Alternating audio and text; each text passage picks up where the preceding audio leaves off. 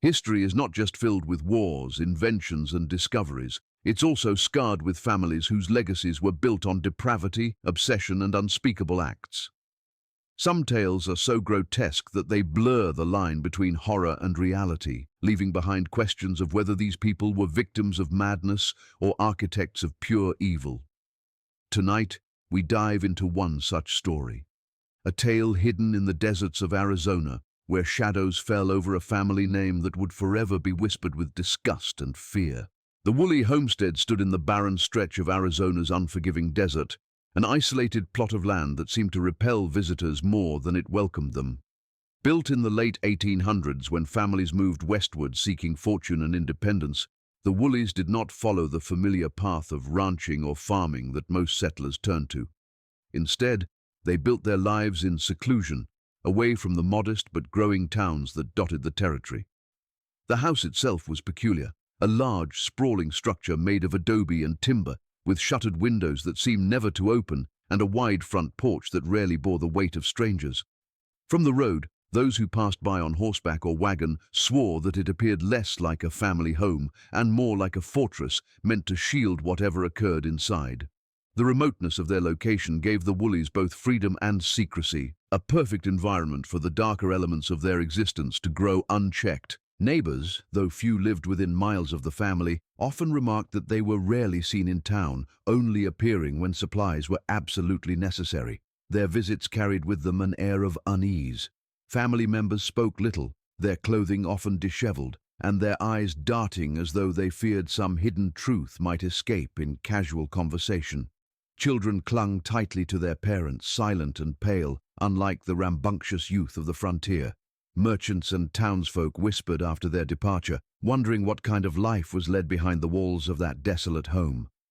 In an era when community was often a matter of survival, the Woolleys' determination to remain apart only deepened suspicion and cast them as outliers in a region that already knew hardship and strangeness. The isolation shaped more than the way the family was perceived. It shaped their minds. Cut off from outside influence, the Woolleys crafted their own rules, their own customs, and their own morality. Without neighbors visiting, without the pressure of church attendance or the scrutiny of community leaders, the family was free to follow their instincts and impulses without fear of judgment. What began as solitude slowly hardened into secrecy, and secrecy provided fertile soil for behaviors that, under the light of society, would have been condemned. This was the pattern of many isolated families of the frontier. The further they removed themselves from the eyes of others, the more the boundaries of normality eroded, until what remained could hardly be recognized as human in its intention. Stories circulated of travelers seeking shelter near the Woolley property, only to be turned away with unusual hostility. The family was known to patrol the perimeter of their land at night, lanterns swinging, weapons in hand, as though guarding against threats that no one else could see. Some speculated that they feared raids from bandits or native tribes, but others whispered that the true danger was within, that they were not protecting themselves from the world, but protecting the world from whatever happened behind their closed doors. It was said that cries had been heard drifting on the desert wind, sounds of anguish and violence, though no one dared to investigate too closely. The desert offered many explanations for strange noises: coyotes, wind over stone, the wails of distant storms, but in connection to the Woolleys, such sounds took on a far more sinister implication. The homestead itself seemed to absorb the family's strange energy. The adobe walls bore cracks not only from the desert sun but from neglect, as though upkeep of the home was less important than the rituals and activities conducted within. Strange markings were found etched into wooden beams when later accounts described the property, symbols that resembled neither Christian crosses nor common carvings, but something older and more arcane. Tools and furniture appeared worn from uses other than their intended purpose, and some objects were modified in ways that suggested experimentation rather than utility. The few who claimed to have stepped inside described an atmosphere heavy with an almost physical weight, air that clung to the lungs and smelled faintly of iron, sweat, and candle wax burned far past its wick. For the Woolley children, isolation meant a life defined by rules no one else followed. They did not play with the youth of nearby towns, nor did they attend schools or learn the conventional lessons of frontier life. Their education came from within the family walls, taught by parents who instilled not the values of society, but the twisted beliefs of their lineage. Without comparison or guidance from outside figures, the children grew up believing that what was demanded of them within the home was not only natural, but sacred. This bred a silence that extended even into their rare trips to town. If they spoke, it was only in hushed tones, eyes cast downward, afraid of revealing too much. The world outside the homestead was foreign to them, almost hostile, and so they clung to the one reality they had ever known, however distorted and cruel it might have been. The Woolleys' seclusion became not just a geographic condition, but a psychological prison. Cut off from neighbors, from moral checks, and from the evolving culture of the frontier, the family folded inward, tightening their circle until all that remained was themselves. In that insular world, desires festered unchecked, rituals formed without outside influence, and practices began to blur the lines between survival, faith, and perversion. It was within those adobe walls that the seeds of their macabre legacy were planted, nurtured by silence and shielded by the vast emptiness of the Arizona desert that surrounded them on all sides. The Woolley family did not merely live in isolation. They constructed a reality in which their beliefs became law, untethered from the religious and moral expectations of the surrounding communities. While most families in Arizona at the time were bound by the influence of churches, traveling preachers, and community rituals, the Woolleys followed a different path, one shaped by strange convictions and distorted interpretations of Scripture. It was said that the family's patriarch discovered old texts. Behind the shuttered windows and locked doors of the Woolley homestead, the family engaged in acts that even whispers could barely contain, practices that blurred the line between intimacy, violence, and ritual. To outsiders, marriage and union were seen as sacred vows between two people under the eyes of God. But within the Woolley walls, those boundaries meant nothing. The family wove together carnal acts with distorted rites, binding together pleasure, pain, and secrecy until they became indistinguishable. Accounts that surfaced decades later spoke of rituals conducted by lamplight, where the flicker of flame cast moving shadows across bare walls as the family gathered in ways that no outsider could witness without horror. It was not love that guided these acts, but a perverse obsession with control, submission, and a twisted sense of sanctity that justified behavior most would have considered abhorrent. The sexual practices of the Woolleys were not hidden merely because of shame, but because they required secrecy to survive. Their rituals were performed in silence, broken only by the muffled sounds of breath, whimpers, and at times cries that carried faintly into the desert air. They blurred the roles of parent, child, sibling, and partner, collapsing the natural order of relationships into a single grotesque circle of indulgence. Those who later tried to reconstruct the truth often struggled to separate rumor from reality, but the consistency of accounts suggested that what happened in the Woolley household was more than gossip spun by fearful neighbors. The repetition of similar details, the locked doors, the strange positions of bodies, the ritualistic use of candles and markings, spoke of a pattern too consistent to be dismissed. Part of what made their practices so macabre was the deliberate infusion of ritual into every act. Candles carved with unfamiliar symbols were burned as if they sanctified what followed, while crude altars, fashioned from simple wooden tables or crates, were used as focal points for their ceremonies. Sexual encounters were not treated as private matters, but as public spectacles within the family itself, a practice that broke down any sense of privacy or dignity. Children grew into these ceremonies as participants rather than observers, indoctrinated into a system where refusal was unthinkable. To them, these practices were presented as sacred duty, the ultimate bond that ensured the Woolley bloodline remained strong and unbroken, though in reality it fractured their humanity. Descriptions of the physical environment during these practices only deepened the horror. The air was thick with the smell of sweat, wax, and earth, as though the house itself was saturated with the residue of their acts. Some rooms were stripped of furniture save for a few crude implements, while others bore evidence of modifications that suggested their use as ritual chambers rather than living quarters. Windows were covered, not with curtains, but with nailed planks, ensuring that no light from outside could interfere and no prying eyes could ever glimpse what occurred within.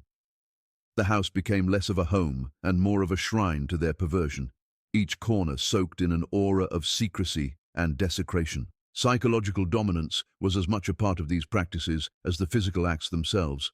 The elders of the family wielded authority not only through fear, but through the manipulation of belief, convincing younger members that participation was not only necessary, but virtuous.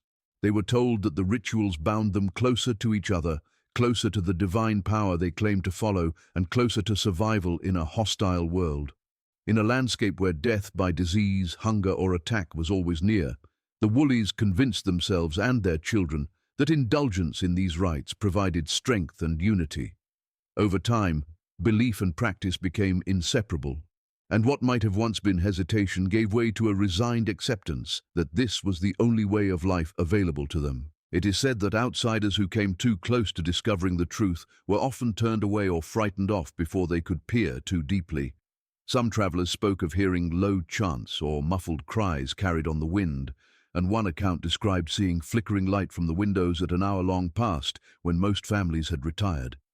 These small glimpses were never enough to form complete accusations, but they added fuel to the unease that surrounded the family's name. For those who dared to speculate, the horror was not only in what the Woolleys did, but in how meticulously they protected their secret, ensuring that the rituals could continue uninterrupted for years. As the years passed, what had begun as rituals veiled in secrecy became habitual, part of the family's identity. Generations of Woolleys were born into the cycle, inheriting both the practices and the belief that they were chosen to uphold them. This inheritance was not one of wealth or land, but of degradation, a legacy passed from parent to child with the same casual inevitability that others might pass on heirlooms. The weight of this inheritance twisted their lineage into something unrecognizable, their name bound not to respect or survival, but to a darkness that few could comprehend without recoiling. It was this continuity, this persistence of practice across years, that solidified the Woolley family's reputation as more than eccentric or strange. They became symbols of a depravity so consuming that even the desert seemed to recoil from their presence. The Woolley family's strangeness did not go unnoticed by the small but growing communities that surrounded the Arizona desert in the 1890s. Though miles of sand, brush, and jagged rock separated their homestead from the nearest settlements, the echoes of what occurred within their walls managed to reach the ears of those who lived nearby. Whispers circulated among townsfolk who swore they heard unearthly sounds carried on the night wind, cries that were too human to be mistaken for coyotes, and too chilling to dismiss as tricks of the desert. Some spoke of strange gatherings, where figures could be seen moving in and out of the Woolley property long after midnight, torches flickering faintly in the darkness before vanishing as though swallowed by the earth. These accounts, though often fragmented and filled with speculation, painted a consistent picture of a family deeply entangled in practices that no one dared to confront openly. The community around them was deeply rooted in faith and superstition, and the unusual behavior of the Woolleys became fertile ground for rumors that spread faster than wildfire. Some claimed the family was cursed, that their isolation was not a matter of choice but of divine punishment for sins that had marked their bloodline generations earlier. Others whispered of disappearances, travelers who were last seen passing near the Woolley homestead and were never accounted for again.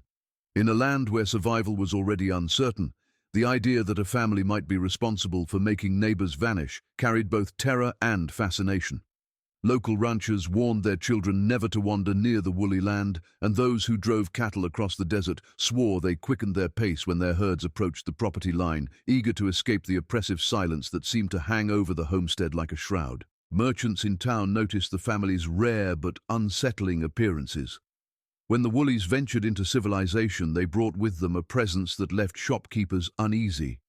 They purchased supplies in bulk, as though stocking up for long periods of seclusion, and their interactions were marked by curt exchanges and an unwillingness to linger. Eyes shifted quickly, voices dropped to whispers, and children, pale and unnervingly quiet, stood close by their parents without a word. The townsfolk, accustomed to the warmth and openness of frontier camaraderie, found the Woolleys' demeanor unnatural, as though the family had forgotten how to behave like ordinary human beings. After such visits, conversations often turned to speculation about what life within the walls of the Woolley homestead must truly be like. Over time, these whispers began to solidify into something closer to collective suspicion. When livestock went missing from nearby farms, or when a lone traveler failed to arrive at his destination, It was the Woolley family's name that was muttered first. Though no one could provide proof, the eerie alignment of timing and location made them convenient scapegoats for tragedies that might otherwise have been blamed on the harshness of desert life. Yet fear restrained the community from acting on their suspicions. Few were willing to march onto Woolley land and confront the family directly, for the stories of lantern-lit patrols and armed sentries around the property discouraged even the bravest from trespassing. To accuse the Woolleys without evidence was dangerous, but to ignore the growing unease was equally difficult. And so the rumors persisted, growing darker with every retelling. The Woolleys' reputation eventually evolved into a form of folklore among the townsfolk. Around firesides and in saloons, stories were told of the family's sinister gatherings, embellished with each telling until they became almost mythic in nature. Some described figures dancing in circles beneath the desert moon, chanting words that no one recognized, while others imagined blood rituals carried out on stone altars hidden somewhere within their property. Parents used the Woolley name as a warning to their children, telling them that disobedience or wandering too far into the desert might result in being taken by the family and never seen again. Whether believed entirely or not, these stories rooted themselves in the collective consciousness of the community, shaping how the Woolleys were perceived even by those who had never laid eyes on them. What made these whispers so persistent was the strange consistency in the details. Different individuals, separated by miles and circumstances, reported hearing the same kinds of sounds, seeing the same flickering lights, and sensing the same dread when passing near the property. Though superstition often colored frontier life, rarely did rumors align with such regularity. This gave the impression that while exaggeration surely grew with each retelling, there was a kernel of truth at the heart of every story. That truth was what unsettled the community most, not the wild rumors of devil worship or occult practices, but the gnawing belief that behind closed doors something profoundly unnatural was indeed occurring. The Woolleys themselves seemed almost indifferent to the suspicions that surrounded them, as though they thrived on the fear they inspired. Their continued refusal to integrate with the community, their nocturnal routines, and their unshakable secrecy only added fuel to the fire. To the townsfolk, it was as if the Woolleys were deliberately cultivating an aura of dread, daring anyone brave enough to confront them. Yet no one ever did. Instead, the family was left to their own devices, permitted to continue whatever practices unfolded within their home while the community kept its distance and fed its unease with speculation. In the end, it was not evidence but the chilling combination of rumor, fear, and the unexplained that secured the Woolleys' place as figures of macabre legend among those who lived in the surrounding Arizona desert. Even after the Woolley family was gone, their presence lingered in the desert like a sickness that refused to heal, an infection in the soil and stone that time could not erase. Their adobe home stood long after the last member had vanished or died, weather-beaten by the relentless Arizona sun and cracked by the harsh winds that howled across the plains, yet it remained intact enough to cast a shadow on those who dared approach. Travelers crossing the desert avoided the property entirely, choosing longer and harsher routes rather than risk spending a single night within its walls. Those who stumbled upon it by chance often described a feeling of suffocating dread, as though the house itself were alive and aware of their intrusion, watching with hollow windows that resembled eyes sunken deep into a corpse's skull. For years it became a landmark not of refuge, but of warning, a place whispered about but rarely entered, its silence louder than any scream.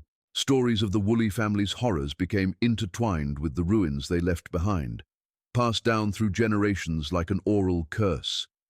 Children growing up in the nearby towns learned early on that the Woolley house was not a place of play or exploration, but a forbidden relic, and parents used it as a cautionary tale to keep their young ones from wandering into the desert. Tales spread of strange lights flickering in the windows at night, long after the family was gone, as if unseen hands still carried out rituals in the decaying rooms. Some spoke of phantom cries carried across the wind, eerily similar to the ones neighbors had claimed to hear decades earlier when the Woolleys still lived. Whether these sounds were tricks of the mind or something far more sinister, they added to the legacy of dread that clung to the name Woolley like tar. As the 20th century approached and the West began to modernize, the Woolley homestead remained untouched, a remnant of the past that no one wanted to claim. Other abandoned properties were often dismantled, their materials salvaged for new buildings, but no one dared take even a single brick from the Woolley home. Those who considered it were quickly dissuaded by stories of bad luck, of men who carried away scraps of wood or iron, only to suffer sudden illness, financial ruin, or mysterious accidents. The homestead was not only abandoned but actively avoided, as if the ground itself held a grudge against anyone who disturbed it. In time, even officials and surveyors tasked with mapping and cataloguing the region gave the place a wide berth, recording it only as a nameless ruin marked on their maps with symbols of caution rather than words. The Woolley family's reputation became a story of warning, passed not through written records but through memory and fear. Frontier life had always produced ghost stories, but the Woolleys' legacy differed in that it was rooted in tangible dread, in a house that still stood as proof of something unspeakable. Unlike tales of distant monsters or imagined demons, the Woolleys had been flesh and blood, neighbors to those who now whispered about them. Their name became synonymous with corruption, whispered in hushed tones by elders who swore they remembered hearing the screams themselves, or who claimed to have seen the family ride into town with hollow stares and twitching hands. Even those too young to remember firsthand treated the Woolley story as though it were history rather than folklore, a dark heritage carved into the land as surely as the canyons and dry riverbeds. Over the years, a handful of brave souls attempted to uncover the truth, driven by curiosity, thrill-seeking, or the desire to dismiss the old tales as nonsense. Some ventured inside the Woolley house only to flee within minutes, shaken by what they described as an oppressive atmosphere that pressed down on them like a physical weight. Accounts emerged of strange carvings still visible on the walls, symbols etched into wood and stone that resisted the erosion of time, their meaning unclear, but their presence undeniable. Others claimed to find remnants of makeshift altars, bones buried shallow in the ground, and rusted tools whose designs seemed suited for torture rather than labor. Each story, whether exaggerated or not, reaffirmed the belief that the Woolleys had left behind not just a home, but a monument to their sins, a place where the veil between past and present, natural and unnatural, had worn dangerously thin. The lasting legacy of the Woolleys was not confined to their home alone, but extended into the psyche of the communities that surrounded it.